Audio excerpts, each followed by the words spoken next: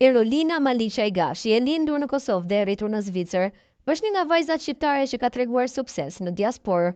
Sipas gazetës Express, ajo është 29 vjeçe dhe punon si shofer autobusi në Ticino, komunë e Luganos në Zvicër. Ajo ka treguar se ka shkuar në Zvicër në moshën 5 vjeçare dhe se të bëhej shofere ishte një nga ëndrat e saj të fëmijërisë.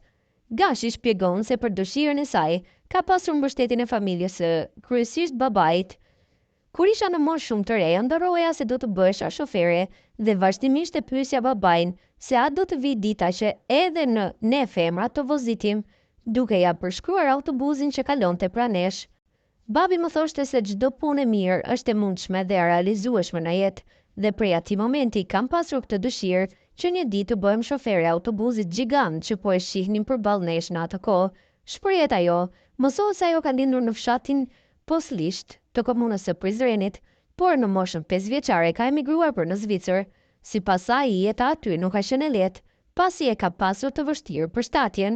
Në moshë shumë të re, kur isha vetëm 5 vjeçe, emigrova në Zvicër dhe ju bashkova familjes sime, babait tim, Misinit, bashkë me mamin, Jetmiren dhe motrën Mirinda. Babai ka jetuar dhe ka punuar në Zvicër që nga viti 1989. E bashkimi i familjes ishte parsor dhe një nismë e re për familjen time dhe mua në realizimin e ëndrave të mia. Në fillim, ishte shumë e vështirë për mua, isha mësuar me një kulturë tjetër në Kosovë, pavarësisht që isha shumë e re.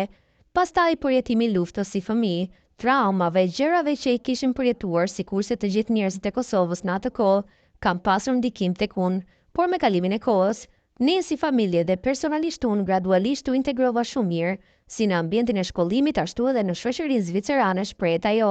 Babi i saj, Misin Maliqaj, është shprehur se ndjet krenar për arritjet e vajzës së tij. Unë së bashku me familjen jemi shumë krenar për sukseset e Erolinës, që ja arriti qëllimit për realizimin e ëndrrës së saj që kishte që në ditët e para të ardhjes në Zvicër, për të bërë një shofere e denjë dhe në shërbim të qytetarëve, përfundon ai.